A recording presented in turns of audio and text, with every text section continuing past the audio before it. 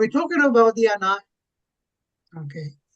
I've been asked to talk about the annihilation of Maoist stroke Naxalites in India.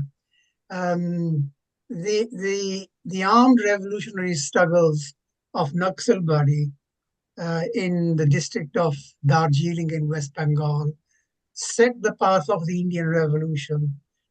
This took place in a village called Naxalbari, which became to be known as a symbol of the political path of armed agrarian uprising. The uprising happened on the 23rd of May, 1967. It was inspired by the great debate against modern revisionism of Khrushchev and the great proletarian cultural revolution led by the Communist Party of China under the leadership of Comrade Mao. A large number of communist revolutionaries, including leaders like Charu Mazumdar and Kanhaiya Chatterjee, stepped forward and gave the call of land to the tiller. This led to the landless peasants confiscating the harvests from the rich landlords. This movement spread to many areas of the state and other parts of India. The Chinese Communist Party called it the Spring Thunder of Naxalbari. This happened in the state of West Bengal, where the CPI Marxist-led left front government. The movement was brutally smashed by the state forces. Thousands were killed and imprisoned. Charu Mazumdar was brutally tortured and killed in police custody. That was not before Charu Mazumdar was able to set up a Communist Party of India, Marxist-Leninist. This party essentially rejected the bourgeois parliamentary path of the CPI Maoist, a Marxist, and advocated the path of armed struggle. The Naxalbari movement went through decades of introspection and splits. It eventually started to formulate plans to engage in people's protracted war, a Maoist military political strategy designed for a weaker revolutionary force to defeat a stronger established state forces. It centers on mobilizing the rural population to wage a long-term, protracted, three-stage campaign of attrition, moving from the rural guerrilla warfare to conventional warfare, ultimately encircling the cities to seize power. Various different Naxalite groups started to unite around this strategy after a number of small mergers.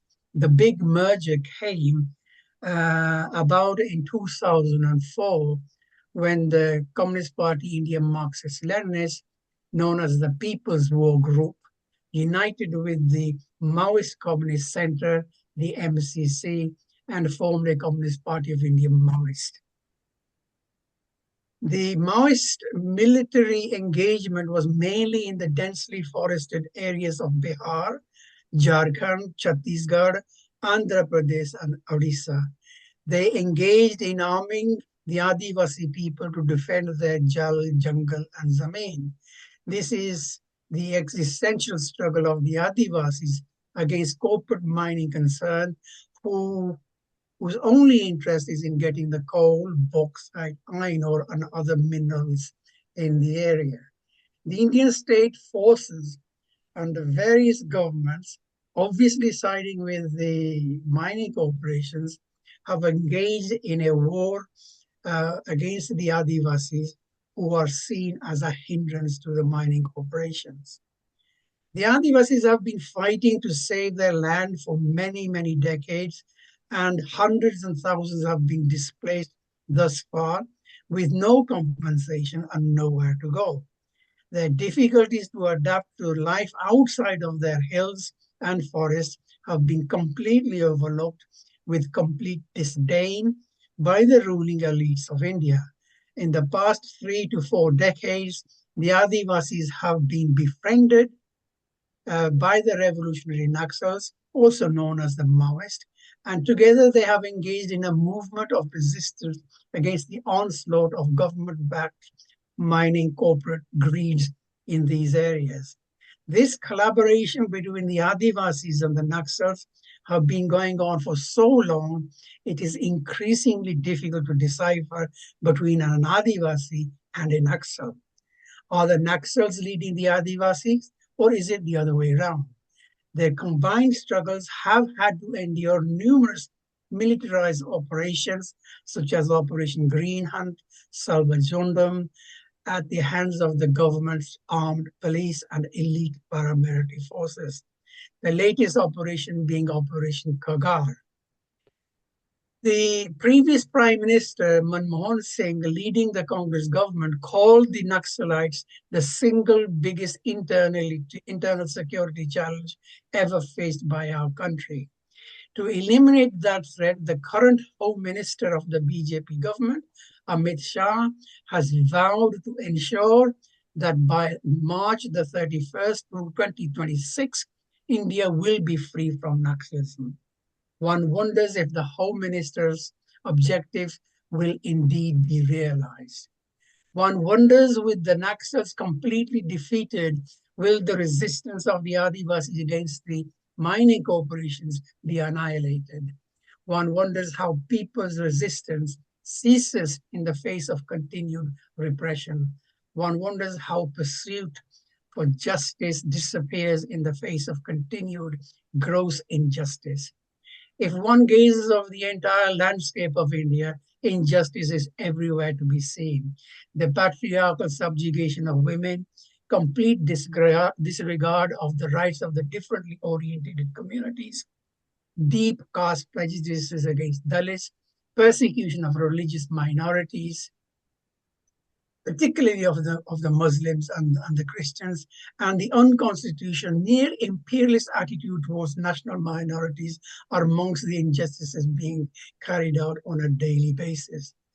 The government's majoritarian approach in legislating against hard-won rights of the workers and throwing the peasants to the mercy of foreign agricultural multinationals are yet other forms of injustice prevailing over the whole stretches of India. One wonders how resistance against such injustice can be killed off. Returning back to the jungles of India, the Indian government may well believe that they can wipe out Naxals, Maoists, etc.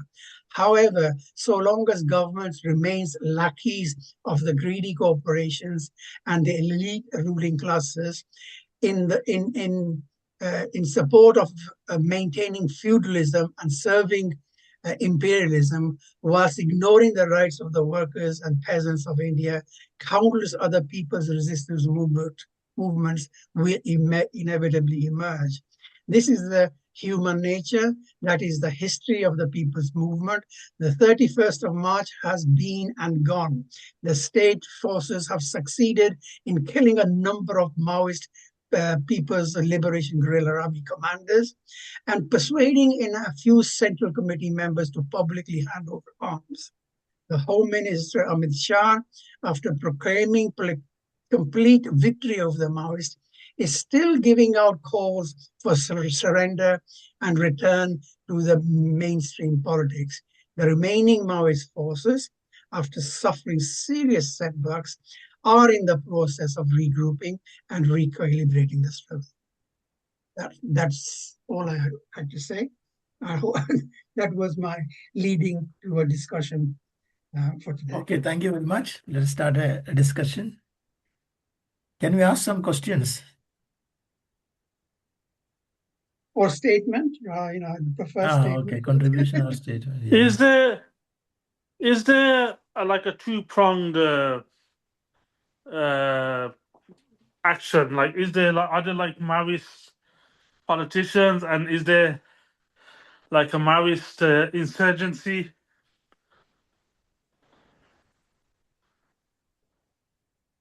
Like, are there? Well, yes, there is. Yeah, there are definitely. There are Maoist. They're engaged in what's called the People's Protracted War, which is an armed rebellion, and these mostly are in support of the Adivasi people, defending their lands, and they are directly engaged with the paramilitary forces of the state forces. So this has been going on for nearly 30, 40 years now. And it has culminated to this state where the I think the corporates was saying to the state forces, "What the hell are you doing? Why have you not got rid of the Maoist forces so far? How long is it going to take you?" So one military operation after another is being engaged into by the state forces. So yes, definitely there's a armed rebellion or armed resistance organized by the Communist Party of India, Maoist, and then it's been going on for at least 2 or 3 decades now. And the left are sympathetic to the established left in India are sympathetic to the insurgency, or I mean the Maoists in the jungles. I can give an answer to that question. Can I intervene? Carry on. So, to give you an example, the established left in India is the CPIM, which was in power in Kerala for the last 10 years. They killed three or five Maoists, and they were not the type of Maoist undertaking, let us say, any actions like them in the tribal areas of there. But they are just some young intellectuals. They are just in the university or just out of the college. They killed three of them, just encounter death. And I think at least five of them are in the jail, young guys, just motivated. So that gives you an idea what is their view of established. And one of them, by the name Rupesh, while he was in the jail, in the prison, he wrote a novel, and they did not even allow him to publish it. His human rights right to write it is taken away by them. That is their attitude. Latika, Yeah. Latika, yeah. Yeah, I think there's this little spectrum here in my understanding of it. So one, as you have explained, Thomas, is the absolute. I mean, it's about not having Maoism at all, and that is to do with the fact that definitely in a lot of regions the Maoists did three things or four things, you could say. Very early on in the forest, it was not the corporates, it was the Forest Department of India, which was really absolutely colonial in that you in the name of protecting the forest, for you don't allow the Adivasis and people to actually live off and use the forest as they always have. And what you actually doing is also then cutting timber and all for the state. But when we say state, there's a lot of corruption in that, and people are making money. So a lot of the early Maoist struggles was just against making sure that all this sort of things didn't happen. Then it was about, there were many landless Adivasis because there were a lot of the land was actually owned either in the Adivasi hierarchy by landlords amongst themselves, or Hindu landlords who were also in the area, and they actually made sure they did land redistribution to. So that was a huge thing, and land reforms was always part of whenever they asked for peace talks. They wanted land reforms, which the government didn't want. So that was another thing. The third thing was that they actually did a lot of soul searching around patriarchy, and they were one of the biggest women's movement, which is one of the biggest in the world, was also was part of the Maoist movement in the jungles. I mean, so many Adivasi women were part of this, and the Adivasi cadres are literally 50% women. So that also is very troublesome for the patriarchal state that India is. And then finally coming to the corporates, certainly in central India and the Bastar region, the corporates were kept out for the longest time because of the Maoist struggle, and the left, they acknowledge that at the same time as denouncing the armed struggle. So this has been actually quite it is an issue. I mean, it is like in any area where there's an armed struggle, and when left and liberals talk about that we won't stand with the violence, but we will stand for whatever. And the violence then, yeah, so that sort of issue is also there. And in that, a lot of people have acknowledged. I've heard a lot of left sort of, yeah, people say that now that the Maoists are gone, I mean, what will happen to those areas? So they're worried also, but at the same time, yeah, this sort of thing remains, and that is something really the left needs to, really, I think about this whole idea of why somebody's violence denounced, but the state violence is where I think we should be focusing on. Okay. Ravi, raise the hand. I did, Thomas. I put it down because I think Latika, hi, she asked a decent question. I was going to ask about why some international movements, progressive movements, mobilize strongly around issues like Israel-Palestinian conflict or Black Lives Matter protests, but relatively little around Adivasi displacement in India. I mean, me and Lek have been arguing and working for the last 20 years around this, and it's an uphill struggle. It really is. We will support a number of movements, and show solidarity, but there's very little that comes back, and I'm just wondering why that is. Sorry, Go for it. Lake, you want to come in? Otherwise, I have an Yeah, answer for that. yeah, So take Ravi's point. Yeah. I think in my personal experience, I think it is because the Adivasis don't have a diaspora, say the way the Palestinians, the diaspora has played a big part in the struggle. And it's a diaspora which consists of a middle class diaspora as well, right from the intellectuals to people, whatever. So the Adivasis, partly it could be because of this. And if I look at what is Gaza and I look at what is in Bastar, the education levels, as we know, of the Palestinians are huge. I mean, they certainly made use of all the educational, whatever was available to them through UNRWA and this and that. Whereas in the Adivasi areas, they have deliberately been kept, in a very, very marginalized socioeconomic status. Now, they do want some development. Now, they don't want to live like very modern capitalist beings. They do want to live in with their forests and all, very similar, you could say, that way to Palestine. But they do want education, they do want, yeah, some a reasonable amount of money to be, some of them, to get out and do all that. So that hasn't happened. We don't have an Adivasi diaspora which can speak for itself. So people like yourselves have spoken, then other people have come in from India who have taken on, is still doing, but it's not the same. Yeah, that's how I understand it. Thank you. Yes, Thank you. I just want to come back on Abu's question. The mainstream, so-called mainstream left forces are actually not left at all. They are part and parcel of the ruling class elite. The most glaring example of that is what happened in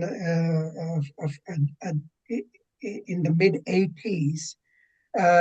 This huge Adivasi uprising in the Lalgarh area of West Bengal, which was ruled by the CP, Communist Party of India, Marxists, and a complete annihilation of the Adivasi movement there. And this was done after the Trimool government, Mamata Banerjee's government, came into power. Mamata Banerjee used the Maoist forces to defeat the Communist Party of India Marxists. They come into power, and as soon as she came into power, she went on a rampage of killing the Adivasis in the Lalgarh area. There were heroic struggles in West Bengal. Singur comes into mind, where the Adivasi land was being given to the corporates to set up.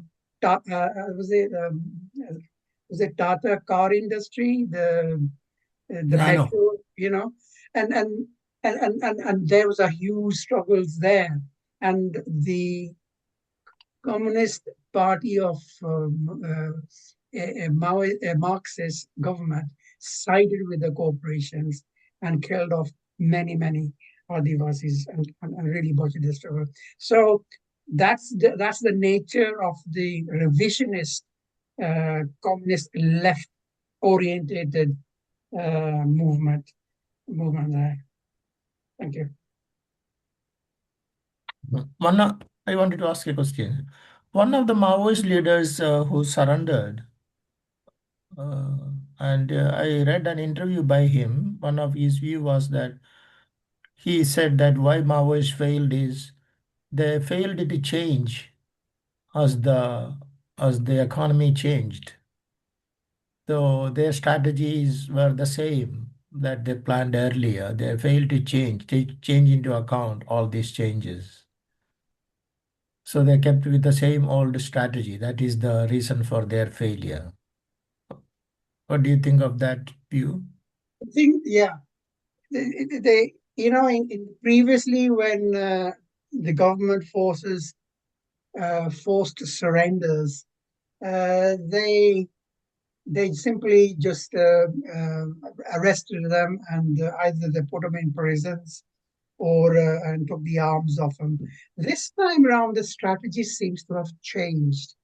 The government forces actually targeted various members of the Central Committee of the Maoist Communist Party, and they persuaded them to stay within the movement and persuade the movement that the economics situation or the character of the of India has actually changed from being a feudal structured society into a more capitalist kind of society. And the Maoists obviously believe that India is still a semi-colonial, semi-feudal society. And if you change that narrative, if you say it has actually become a capitalist state, then the whole nature of the struggle has to change with it. And I think this is a deliberate policy from the government to use various members of the Communist Party of Maoist, and they instigated this movement or this narrative, and that's what's coming out that that India is no longer a feudal society. It is now a fully fledged capitalist society. Therefore, there is no need for armed rebellion. Therefore, there is no need for protracted people's war. And the only course of action that is now legitimate is the parliamentary mainstream action. This is a deliberate policy. This is a deliberate calculation done by the state forces. I think that's what I'm going to say. Yeah, I agree with the Lake that, but I would say that this is actually going back like this guy Venugopal, Sonu Venugopal, who was one of the main senior most guys who surrendered in that hugely problematic way. He was talking to the government right from at least, almost 15, 20 years. I mean, that the infiltration of the state into the party in the way that Lake is saying and influencing it was very slow and took, I mean, he's been in talks with them for a long time. And the Maoist party didn't really realize. I mean, they acknowledge it as a mistake that there were red flags which they didn't take into consideration. So that is definitely one angle. I would like to add one more thing to it because I've heard some other surrendered Maoists, or not surrendered, people who came out volitionally, say about 5, 7 years ago, also speak and say, and in Telangana also this reflection is going on, that there was a shift in the last few years, partly maybe because of the way the state has been so repressive, from the people's government part of the work that they were doing, which was actually running an alternative government in the Adivasi areas, to the armed struggle. So you spend they were spent they their focus went more on the actual yeah, this part of it. I mean, I hate using the word violence because I think there's violence all the time, everyday violence and this and that. So but going to this actual encounters and ambushes of the police, rather, and that took some of the focus away from the actual work they were doing in the villages, say, to set up the Jantana Sarkar part of it. So that also, then some people kind of became disillusioned with that, because it also meant that the political education that they were doing with their own cadres and all also reduced, because there's no doubt that some cadres have come out, they may be fairly newcomer, who didn't know much about the political education part of it. They seem a bit of a loss when asked questions around this. I have another doubt. Now, on the one hand, Lake, you say that the struggle of the Maoists is against the corporations. Their key struggle is against the corporations. Then that is a struggle against capital. Then, when if you formulate the idea that India is a semi-feudal country, that to me doesn't appear to be that correct. If it is the struggle of the Maoists against the corporations, then you have to formulate the idea that India is a capitalist country. The resources are being exploited by the capitalist forces rather than the feudal forces. I think the answer, the Maoist answer to that is not necessarily my answer, but the Maoist answer to that is Yeah. that the corporates are comprada bourgeoisie. They actually serve the interest not of the national bourgeoisie, but of the foreign bourgeoisie. The giant corporations that exist outside of India that want to steal the resources of India. And it is in the interest of the imperialist foreign bourgeoisie, to maintain the feudal nature of Indian society, because that enables them to actually continue the loot, stop the Indian economy advancing to such a state where where the ready-made slave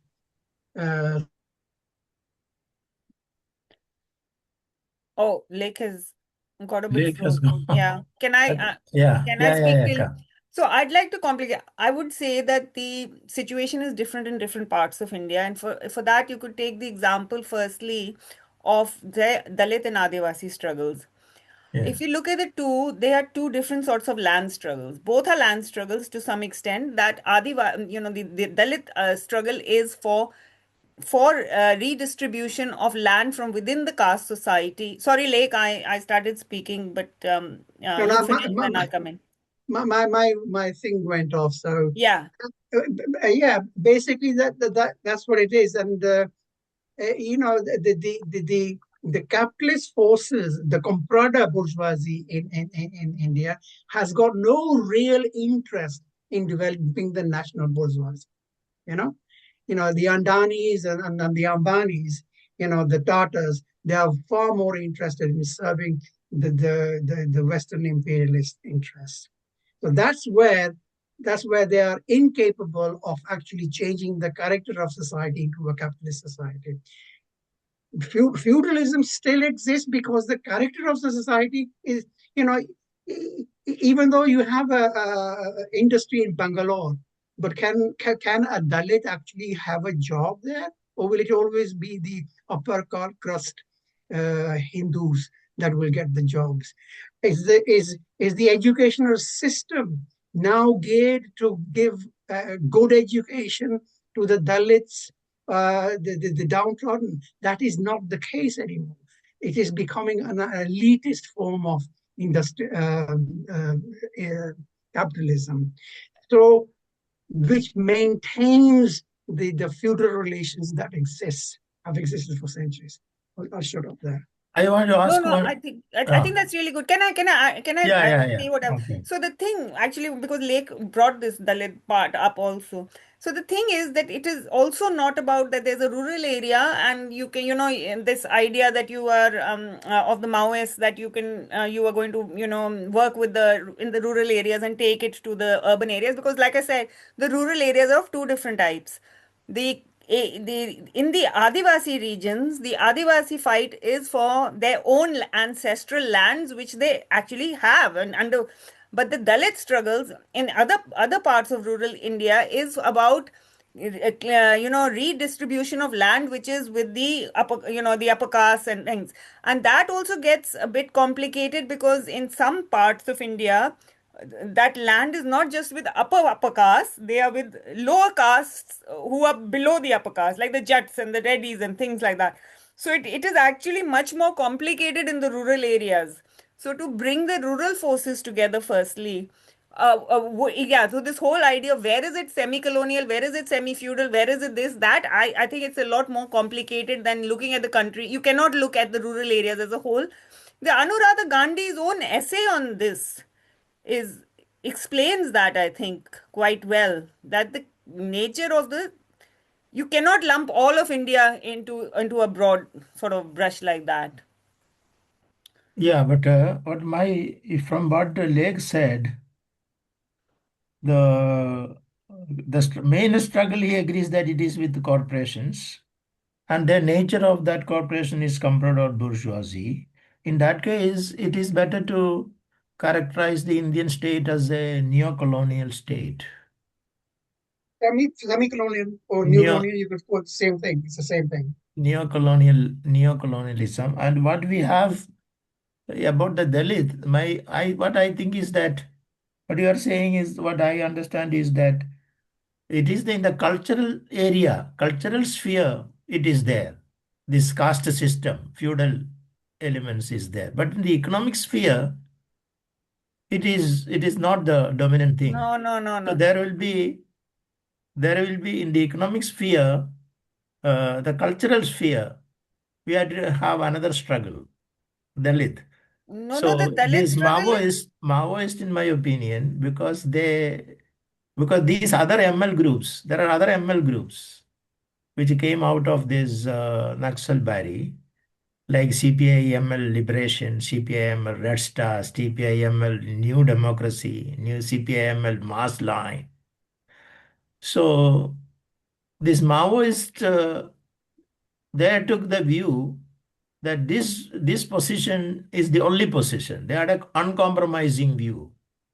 They refused to negotiate with anybody. Otherwise, if you had all these together, and let us say that I can understand very well why the tribals have that type of a struggle to survive. It is they have to survive. In order to survive, they have to have that type of armed struggle. I have no objection to that. But how do you connect this with other ML?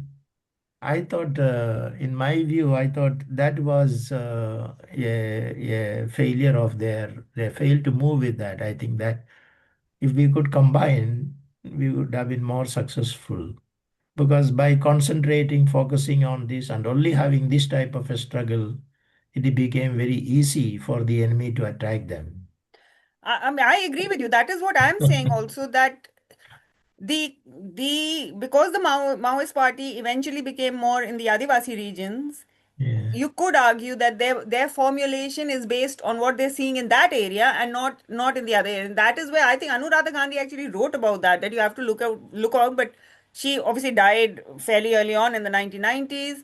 And the original struggles were not against these multinationals only came in after 1990s. The original struggles were against, like I said, the forest department and the local traders and the what do you call domestic capital when Tata and all was very much still domestic capital initially.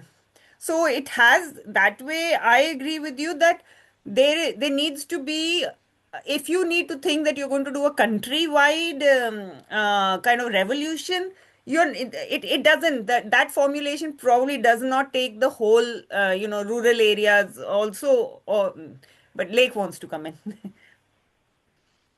I think it's widely accepted that there are uneven developments in India. You know, there is no one homogeneous character of India when you look at it geographically or culturally, right? So, to say that, when we start, that there's huge industries in Pune, Bombay or Calcutta or Bangalore, that is not a representative scrape of India. The other thing of feudalism is that, you know, a patriarchy system is parcel of a feudalistic order of society. You know, are we saying that the women have equal right and equal wages in the capitalist world of India that you are portraying, or other? It's not.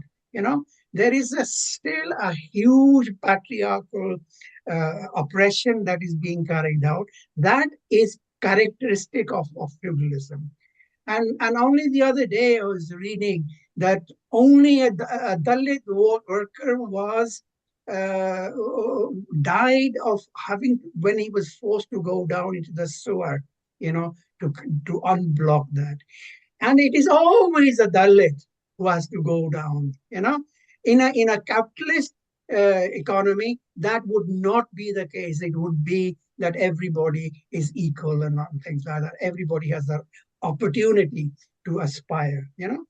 And when we have an educational system that has now been corporatized, education system is not become a right; it is now become a privilege.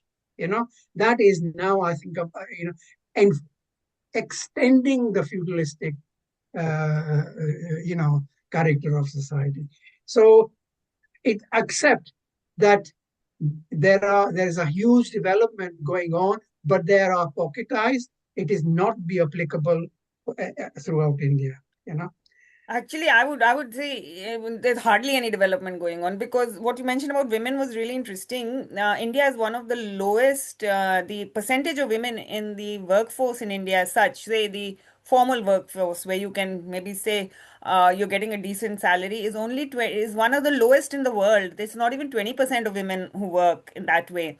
A lot of the working women in India are just working under feudal conditions, actually, like you're saying, because they're either working in the family business or on the family farm, and you don't not really, so condition of women is really bad. And yeah, what you said, I mean, the top the is basically it's the Savarna, the pensionable jobs in the country. 80% are with Savarns only. Yeah.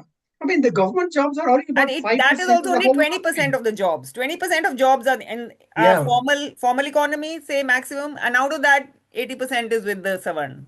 yeah, but none of the left parties have a program to fight this Because they this are also from that little bit only. feudal caste oppression. That, that, Maoist that is also doesn't have a that is program. Because they are also from that part only, no? That is, but I thought that Marxists are a type of enlightened people who have fighting As long as your against privileges are not disturbed. their own caste Yeah. existence. Yeah, We caste are all privilege belong to is that too caste, deep. in fact. I I was mean, reading about that the other day, actually, in terms of if any revolution comes, if the ruling elite are from the same upper caste, chauvinistic, yeah. creamy layer, what's changed? Nothing has changed. So any revolution has to ensure that whoever takes over, whoever's going to have that, vital, important influence at that time, isn't coming from the same elitist backgrounds that have led us to where we currently are. And I No, So think that it's is the feature. anarchy. It's yeah. anarchy that I'm saying that's That Yeah, is the the only way feature forward. of the Communist Maoist Party. You know what Lake was saying, that it was difficult to distinguish between who is a Naxalite and who is an Adivasi. Actually, I would say no. I mean, why cannot an Adivasi be an Naxalite? And that is what was happening. Most of the CPI Maoist was Adi. If you look at the people who were killed, you go. It's all mostly Adivasis. There's a handful of names which tell you, or names, or whatever, that they are not Adivasis. So the Adivasis were actually, so this revolution was really becoming more and more grassrooty, as you can say, and that is why it poses also such a danger to the state. The state prisons are full of Adivasi Yeah, Naxalites. yeah, You yeah, know, yeah. Not even just Naxalites. I mean, Adivasis them as well as they're full of other Adivasi Adivasis as well, because they accused are of the being. ones. Yeah, yeah, Yeah, yeah, yeah. I But yeah, mean, Ravi also asked a question about the self-determination part. I think I would also like to say that the Adivasi struggle is not for self-determination in the same way, say, as Palestinian or Kashmiri. They are not looking for a separate state. They are wanting to stay within India. So it's about self autonomy, more autonomy and self governance. A lot of them actually just want that rather than actually breaking away from the state The and prob into a the separate problem I country. have is we've got so many different organisations in the UK that I've Lex predominantly worked with them, but I've worked with them over the last 20 years, and they're silent on this matter.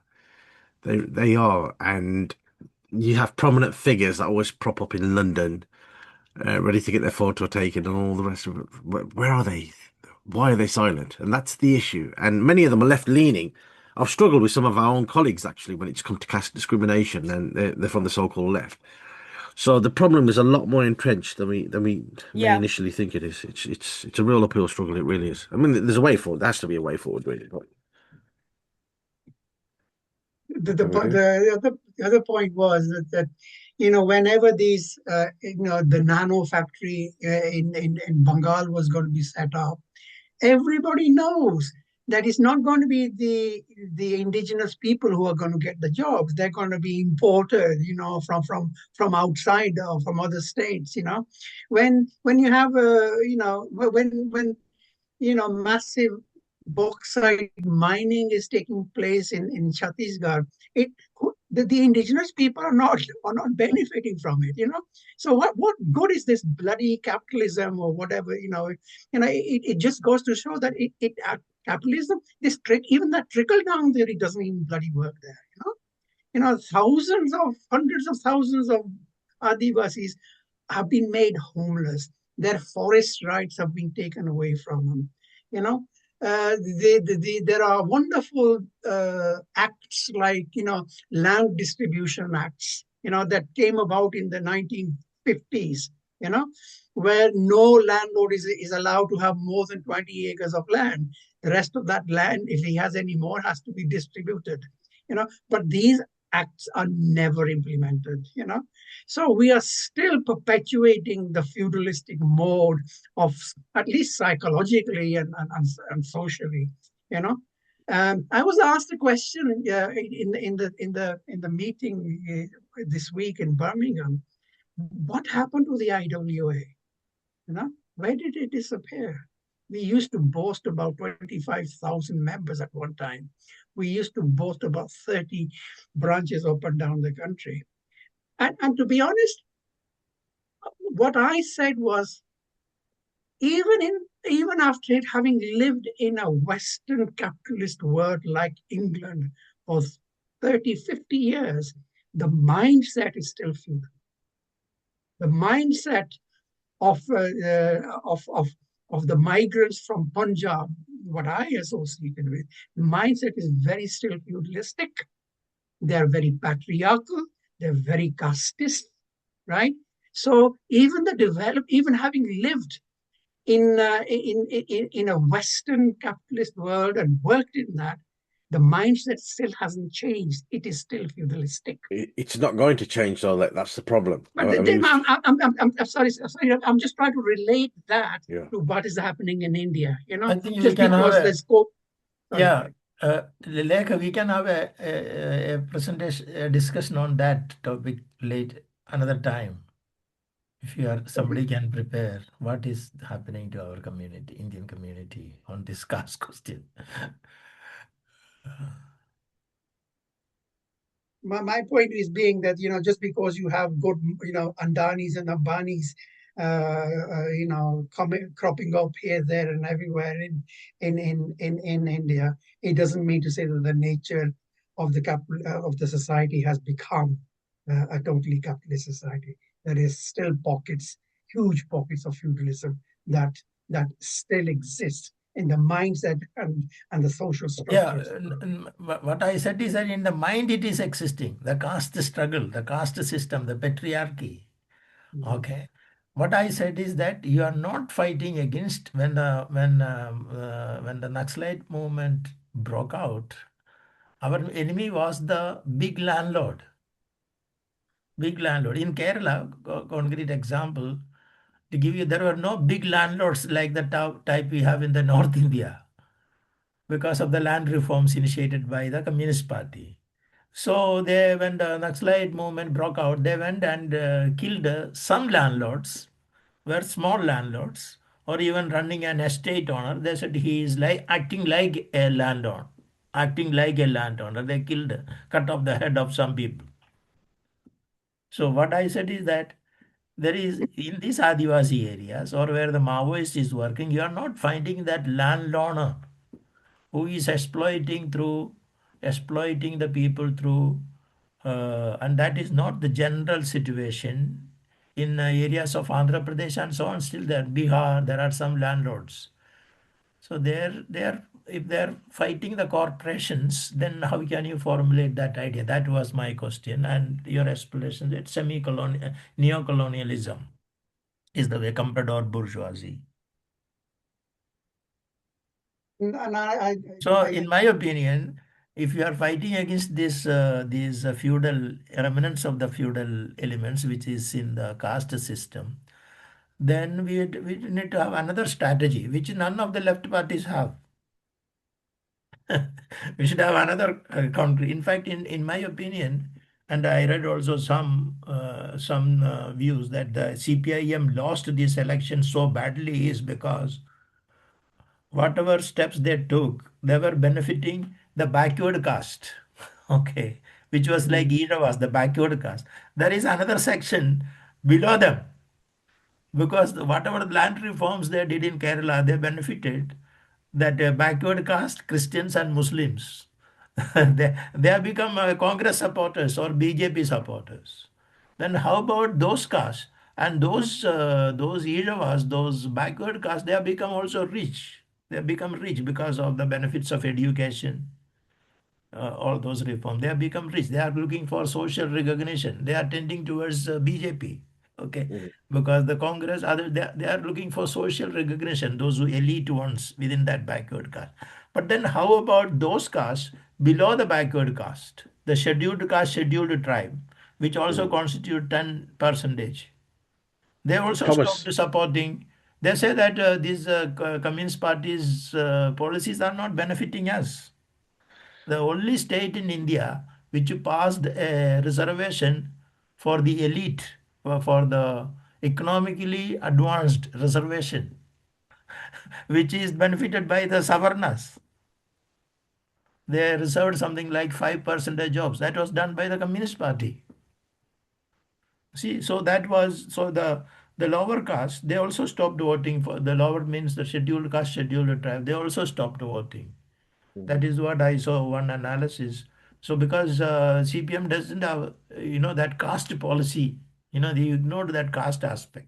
Yeah, absolutely. I mean, that was what I think the biggest failure, because that means like we have here now, that whether it's left or right, everybody's co-opted by the Zionists. Same way, our caste system plays across all these, all the left and the right. So when it comes to these interests, material interests, the your caste interests come before anything else in the end. And here, I mean, there's a very, very interesting interview of Shashi Tharoor by the some senior executive of the Adani port in Kerala. This was, I think, maybe a year ago or a couple of years ago. And he's very happily sitting and saying there, when it comes to Adani, we are all with him. And he was including the comment, the whatever Pinari. Sorry, I'm forgetting his name. Pinari Vijayan, Congress. We are all with Adani. He says it very, very openly in that. Yeah. Yes, Ravi, you wanted to say something? Yeah, it's gone from my mind now. Sorry. No, the point you was making, Thomas, about the situation, you just made a little speech. I was just going to say I've been hearing these conversations for the last 30 years, and it wouldn't surprise me if it's the same conversations we've been having for nearly 50, 60 years, sadly. So in terms of solutions, we're going to have outside of the box thinking, really. Yes. Yeah, I have. I've become drained and strained and grey hairs hearing the same issues now for the last 20, 30 years, and it's really difficult. And so there has to be solutions. There has to. Yeah, that's what there has to be some way of Maybe understanding. one last comment I want to make is we talked about this on Tuesday, I think it was, or Wednesday, that the ruling classes, no matter where they are very good at using the politics of identity, you know. And Thomas, you touched on this, that you know the caste system, rather than being annihilated, what was the dream of Dr. Ambedkar, the annihilation of caste. It is now actually being proliferated and made more visible, by talking. The BJP has succeeded in saying, why should just the untouchable class have reservation? Why shouldn't there be, this OBC, other backward caste the same basis? So this is actually not annihilating caste at all. It is actually proliferating the class divides, and hence we have, this picking and choosing. I think Latika mentioned that even amongst the so-called low caste, we are getting capitalists, well-to-do people, and these well-to-do people amongst the lower caste are obviously going to support the class interest of capitalism, So that itself is another dimension, I think, of feudalism continuing to persist throughout India. I just feel everybody in class 8 in India, grade 8, should read Annihilation of Caste. That should be the compulsory reading, whereas that has never been part of the school syllabus. So many people go through school in India not knowing about Dr. Ambedkar, because I was one of them. It's actually been So, removed from studies now. yeah, totally. And I think even if just that one essay is enough to tell you how much of it, like he writes, the Indian society is a torture chamber for most of the people. And I really feel that one essay could be so useful if people just read that.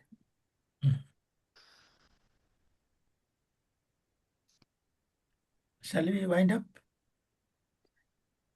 So thank you, Lake, for making this presentation.